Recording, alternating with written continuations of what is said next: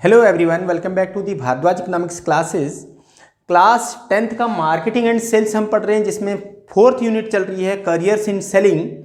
और इसमें आज हम पढ़ेंगे रेस्पॉन्सिबिलिटीज ऑफ सेल्स पर्सन। ये हमारा इस यूनिट की लास्ट वीडियो है और उसके बाद एक यूनिट और रह जाती है, 5th यूनिट। तो इसके कुछ पॉइंट्स हैं जिन्हें हम वन बाय वन डिस्कस करेंगे। अब इसमें फर्स्ट है to call on customers. Customer को कॉल करना या कस्टमर की कॉल पर रहना।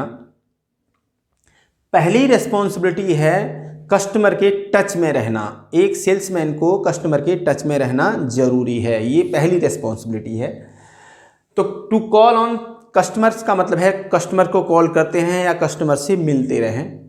ये सबसे पहली रिस्पॉन्सिबिलिटी एक सेल्स पर्सन की होती है, चाहे वो उसका एग्जिस्टिंग कस्टमर हो चाहे न्यू कस्टमर हो। एग्जिस्टिंग का मतलब है जो पहले से कस्टमर बना हुआ है, उससे भी बात करते रहना है, उससे भी मिलते रहना है। और कोई नया कस्टमर बनने वाला है तो उससे भी मिलते रहना है, ये उसकी पहली रिस्पॉन्सिबिलिटी होती है। ये बात आप समझ लीजिए। लिखेंगे कैसे इसे? The foremost duty of every salesman is to call on existing customers or a new customer. Foremost duty का मतलब एक महत्वपूर्ण ड्यूटी किसकी है?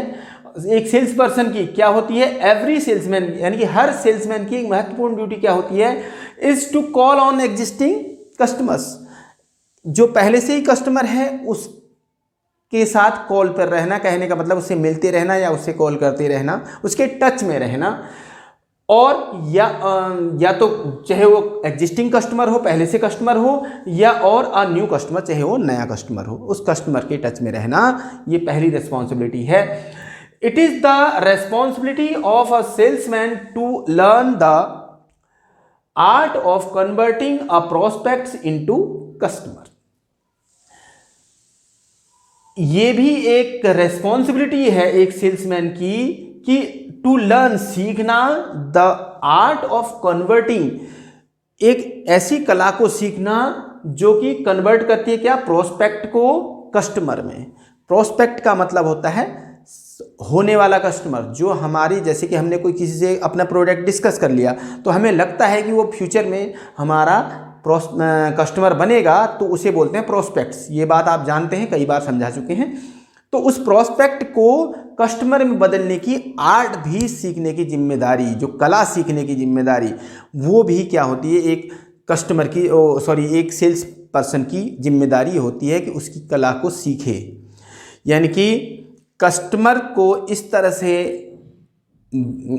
से वो कस्टमर के साथ बात करे, इस तरह से उसे प्रभावित करे जिससे कि वो उसका जो प्रोडक्ट के बारे में, जिस प्रोडक्ट को डिस्कस कर रहा है सेल्समैन एक कस्टमर से, जो उसका प्रोस्पेक्ट है, जो भविष्य में कस्टमर बनने वाला है, वो उसका कस्टमर बन जाए।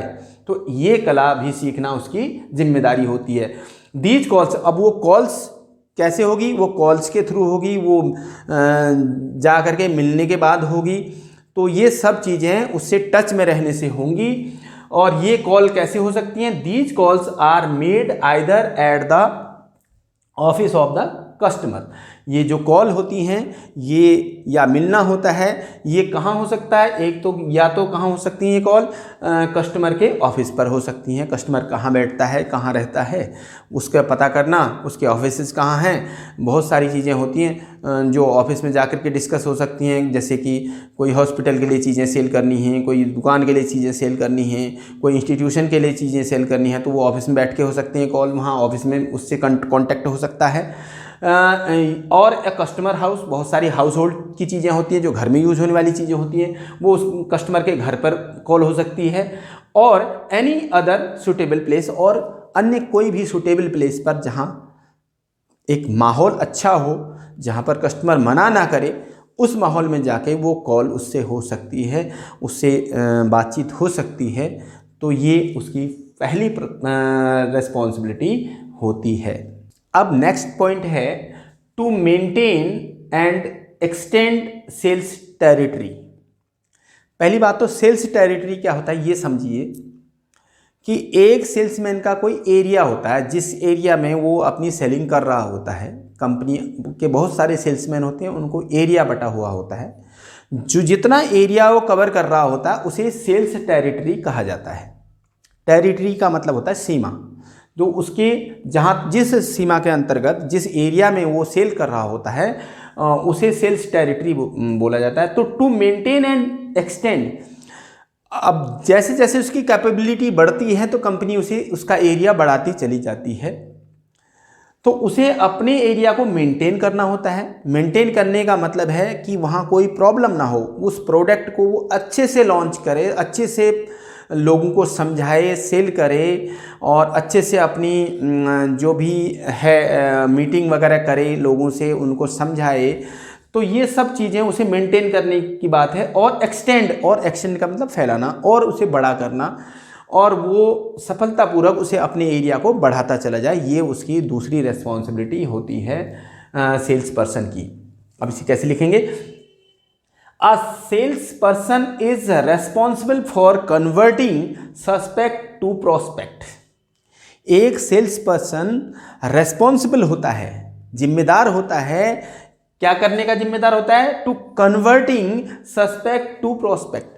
जब वो अपने प्रोडक्ट के बारे में कोई भी प्रेजेंटेशन देता है तो उस टाइम उसके सामने जो भी प्रोडक्ट के बारे में पूछता है कुछ, वो सस्पेक्ट होता है। सस्पेक्ट का मतलब होता है उस टाइम उसे वो क्लियर नहीं कह सकता कि ये खरीदेगा।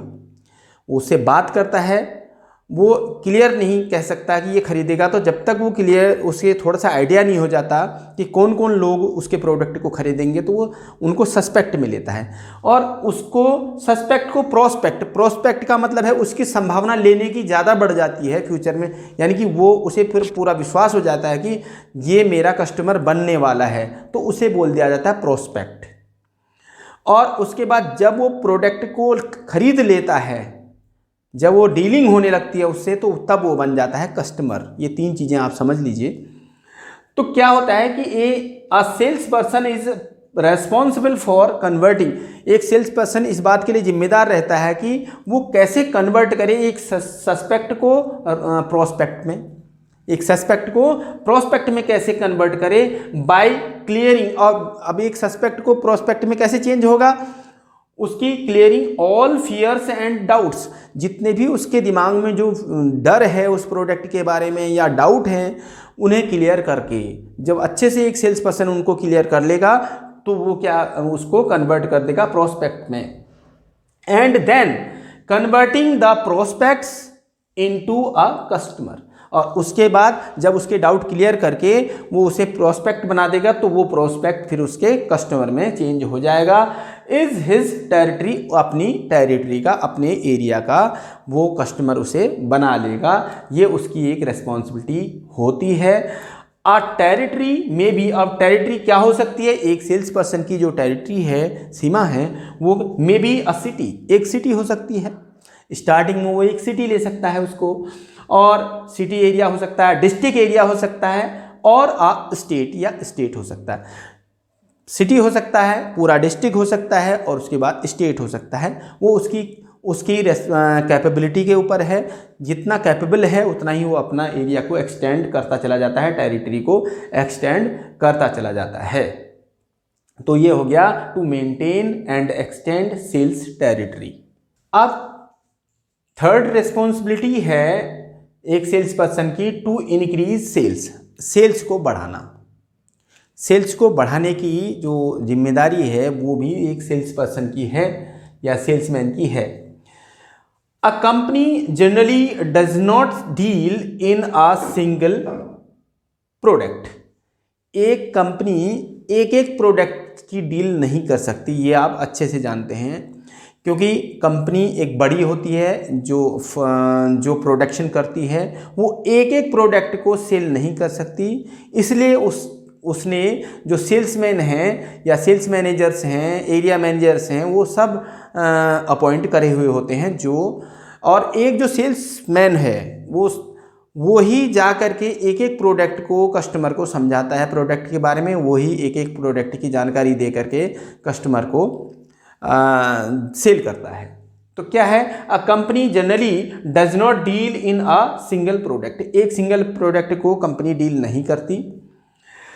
It is the duty of a salesman to bring those products to the notice of customer, इन प्रोडक्ट को कस्टमर की नोटिस में लाने का काम किसका है, एक सेल्समैन का है। एक सेल्समैन का काम होता है जो एक एक कस्टमर को समझाए अपने प्रोडक्ट के बारे में, एक एक प्रोडक्ट को हर कस्टमर को समझाए, उसका काम है।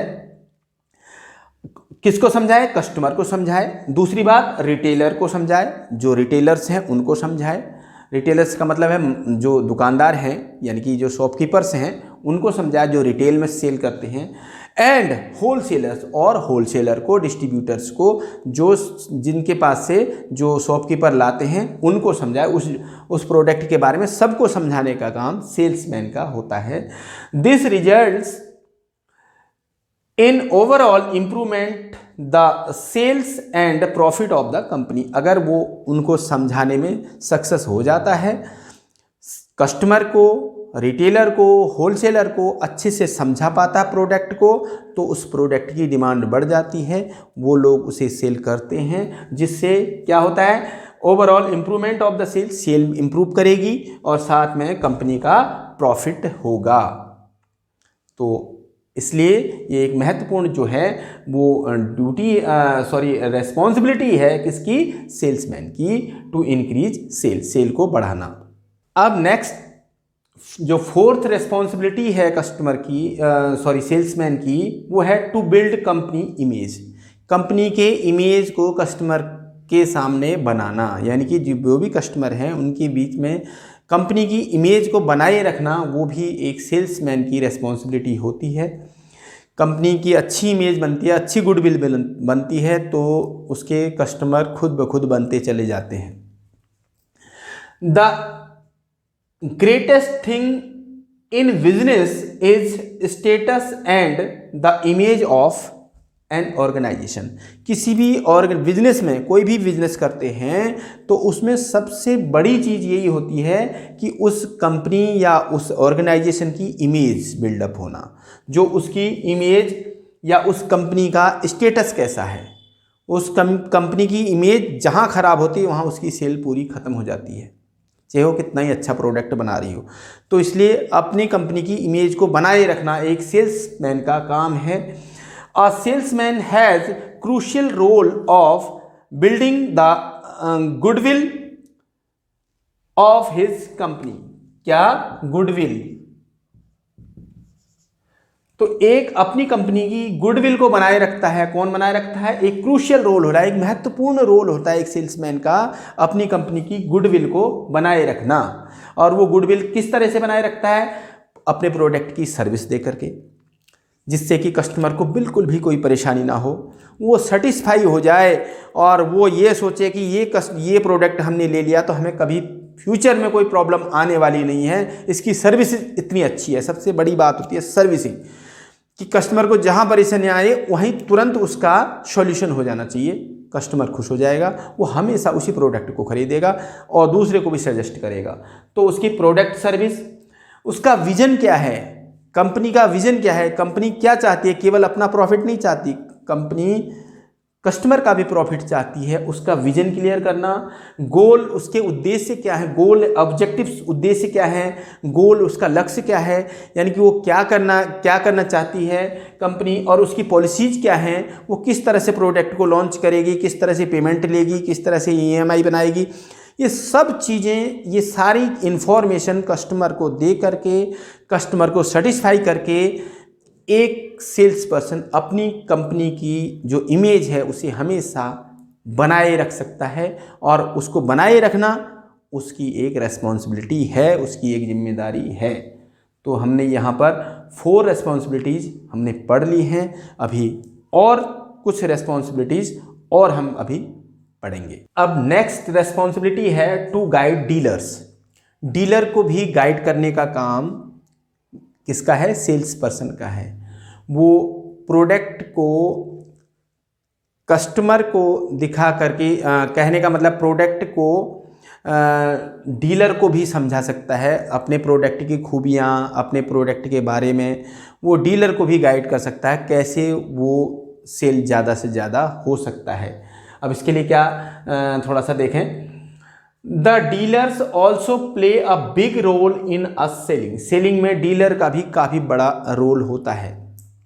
होलसेलर हैं, डिस्ट्रीब्यूटर्स हैं, ये सब डीलर होते हैं और इनका भी बहुत बड़ा रोल सेलिंग में होता है। जैसे एक सेल्समैन का रोल है, ऐसे ही डीलर का भी रोल होता है, ऐसी कंपनी का भी, सबका रोल अपना अपना एक विशेष महत्व रखता है। तो डीलर का भी एक विशेष रोल होता है। Salesman can help distributors in promotional activities of advertisement and publicity of companies product. अपनी कंपनी के प्रोडक्ट की पब्लिसिटी करने में, उसको ऐड करने में, एडवर्टाइजमेंट करने में, उसकी प्रमोशनल एक्टिविटीज़ में प्रमोशन करने में सेल्समैन एक महत्वपूर्ण भूमिका निभाता है, एक महत्वपूर्ण रोल अदा करता है। उसकी ये एक रेस्पॉन्सिबिलिटी होती है। वो कैसे निभाता है उस महत्वपूर्ण रोल को? वो इम्पोर्टेंट रोल जो वो प्ले करता है वो करता है जैसे एग्जीबिशंस करके, वो प्रोडक्ट के एग्जीबिशंस लगाता है जिससे कि वो डीलर को उसकी खूबियाँ बताता है, कस्टमर्स को उनकी खूबियाँ बताता है, जिससे कि डीलर भी अपने कस्टमर्स को समझाने में और सेल करने में, अब जब कस्टमर ही उस चीज़ को ज़्यादा अच्छे से समझ जाएंगे तो अपने आप ही उसकी डिमांड होगी, तो डीलर भी उसको सेल करेगा। तो वो क्या है, एग्जीबिशन करके, विंडो डिस्प्ले करके और काउंटर डिस्प्ले करके, इस तरह से अलग अलग तरीके से, कई तरीके से एक सेल्समैन जो है वो डीलर को गाइड करता है, उसकी हेल्प करता है कि इस तरीके से वो क्या है, प्रोडक्ट को सेल करें, प्रोडक्ट ज़्यादा से ज़्यादा सेल होगा, इस तरह से वो उसे गाइड करता है। अब नेक्स्ट रेस्पॉन्सिबिलिटी है to provide feedback to the producers. Producers को फीडबैक देने का काम भी सेल्स पर्सन का है, सेल्समैन का है। और किस तरह से फीडबैक देते हैं आप समझ लीजिए। Sales person collect detailed information from buyers. वो खरीदारों से एक डिटेल्ड इन्फॉर्मेशन लेते हैं, यानी कि सारी इन्फॉर्मेशन खरीदारों से, इनकी प्रोडक्ट कैसा है, क्या और चाहते हैं, किस तरह की खूबियाँ उसके प्रोडक्ट में मिल रही हैं, कितनी और चाहिए, तो वो सारी डिटेल्ड इन्फॉर्मेशन जो किससे, कस्टमर से लेता है। कौन? Sales person. About the needs and expectations of a product में किस तरह की नीड है और किस तरह से वो एक्सपेक्टेशन चाहता है और क्या क्या उसमें खूबियाँ चाहता है, ये सारी इन्फॉर्मेशन एक सेल्स पर्सन क्या है वो कस्टमर से लेता है। So salesman are expected to bring the customers voice back into the company. इसलिए कंपनी हमेशा ये समझती है, ये मान के चलती है, हमेशा ये आशा रखती है कि जो सेल्स पर्सन होते हैं, जो सेल्समैन होते हैं, वो कस्टमर की आवाज़ को उनके सामने तक लाएंगे, कंपनी के सामने तक लाएंगे, जिससे कंपनी क्या करेगी, अपने प्रोडक्ट डेवलपमेंट में उसकी हेल्प लेगी और अपने प्रोडक्ट को उसी तरह का बनाने की कोशिश करेगी जैसा कि एक कस्टमर चाहता है। और वो पता उन्हें कस्टमर क्या खूबियाँ चाहता है, क्या इनोवेशंस चाहता है, क्या उसमें डेवलपमेंट चाहता है, क्या उसमें क्वालिटी चाहता है, वो उसे सेल्समैन ला के देता है कंपनी को, कस्टमर की बात को वो सेल्समैन डिटेल उनकी लाके देता है और जिससे कंपनी उसे फिर डेवलप करती है।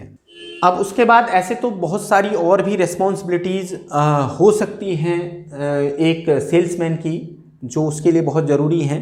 बहुत सारी रिस्पॉन्सिबिलिटीज़ हो सकती हैं जो इतनी हर रिस्पॉन्सिबिलिटी को यहाँ हम डिस्कस नहीं कर सकते, फिर भी हम यहाँ शॉर्ट में थोड़ा सा ये समझा देते हैं। टू ट्रेन न्यू सेल्समैन, ये नए सेल्समैन को ट्रेन करने का काम भी एक पुराने सेल्समैन का है। जो पहले से कंपनी में सेल्समैन है, वो नए सेल्समैन को एक अच्छी ट्रिक्स, कैसे सेल किया जाता है, कैसे कस्टमर से बात की जाती है, कैसे प्रेजेंटेशन दी जाती है, कैसे नए नए प्रोस्पेक्ट्स बनाए जाते हैं, उनको फिर कैसे कस्टमर में चेंज किया जाता है, ये सारी ट्रिक्स जो है वो एक पुराना जो पहले का सेल्समैन है, वो एग्जिस्टिंग सेल्समैन है, वो न्यू सेल्समैन को सिखाता है। और जिससे वो उसका एक रोल मॉडल होता है। एक अच्छा सेल्समैन एक नए आने वाले सेल्समैन का रोल मॉडल होता है। वो उसी तरह से काम करता है जैसे कि जो पहले से एग्जिस्टिंग सेल्समैन कंपनी को काफ़ी ऊंचाई पर ले जाता है, तो उसको देखते हुए वो नए सेल्समैन भी काम करते हैं। तो ये ट्रेन करने का काम भी वो भी रिस्पॉन्सिबिलिटी एक सेल्समैन की है। उसके बाद नेक्स्ट है टू कलेक्ट पेमेंट टैक्टफुली।